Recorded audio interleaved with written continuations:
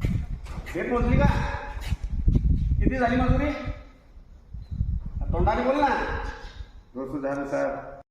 लोकांना राजकारण चालू है, भैया लोकांना मारता है, पिटता है, इसलिए जी घबरता है. या लोकांना मारतो? अरे 15 वर्षापासून तू आमच्याकडे कामाला आहे. आम्हाने तुम्हाला कधी मारलं? हा, तुमचे पोरं आमचे पोरं सोबत खेळतात, ट्युशनला जातात. ती वाटतं इतर भाषिक लोकांशी किंवा यूपी बिहारवाली लोकांशी नाही आहे. आमचा विरोध फक्त त्यांच्याशीच आहे जे महाराष्ट्रात राहतात आणि मराठी भाषेचा अपमान करतात, उद्धटपणे बोलतात. हम मराठी तोड़ के मोड़ के बोलते. अरे तर बस झालं.